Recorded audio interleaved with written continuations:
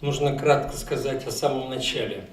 Я, значит, закончил высшее военное училище, потом разбился, потом закончил Казанский авиационный институт. Последнее место работы был Чернобыль, после этого 3 года госпиталей и 2-я группа инвалидности. В Китае и в Германии сказали: хочешь жить, ближе к земле будь. И вот в 91 году стал одним из самых первых фермеров России и Татарстана.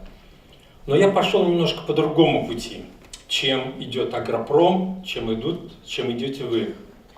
Вот тут вот был интерес, какую прибыль, какую выручку люди получают с площади.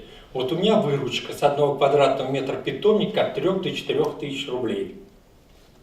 То есть я со своей бабушкой, Библия, она тоже пенсионерка, зарабатываю с 6 соток 2,5 миллиона рублей.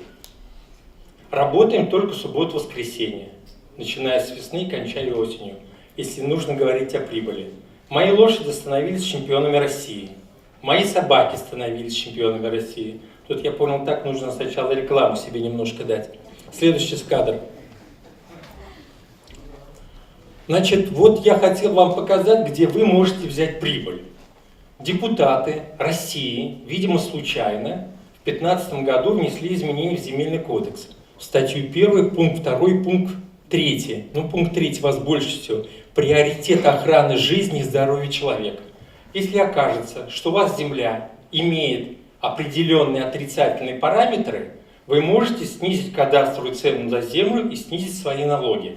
Первая прибыль отсюда получается. Если еще будете делать так, как я делаю, килограмм вашей продукции будет стоить от 5 до 10 раз дороже, и это будет справедливо.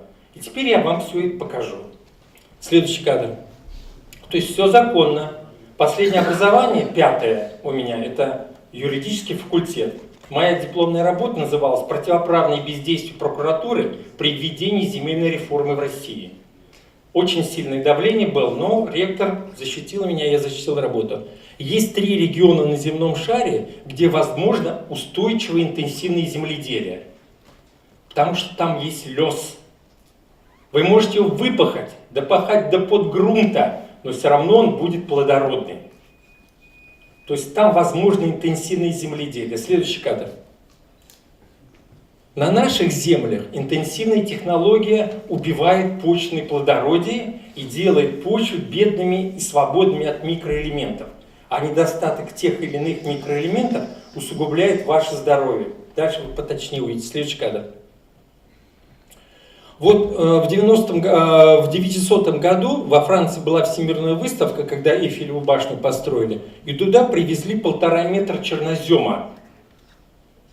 Крестьяне пошли под предварительством ученых, сделали ров глубиной 3 метра, и одним куском выкопали, взяли эти 1,5 метра и в Париж привезли. Он там до сих пор на выставке хранится в аграрном университете.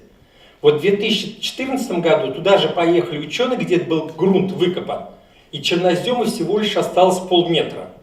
То есть практически за 100 лет каждый год исчезал 1 сантиметр почвы, испарялся, уходило зерно.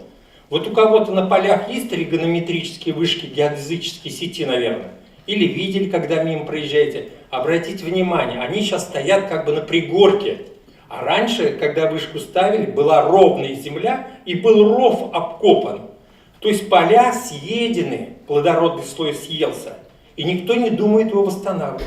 То есть вот в Воронежской области, где чернозем, 50 лет остался этого чернозема, а потом там как крестьяне будут жить.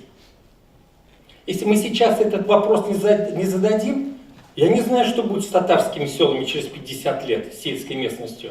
Вам такое надо? Мне нет. У меня сейчас Кларбар, все полный тартип. Следующий кадр. Значит, вот Глеб Добровольский, академик, говорит, 96 всех продуктов питания получается из почвы. 96%. 94-96%. Только лишь 4% мы берем из моря.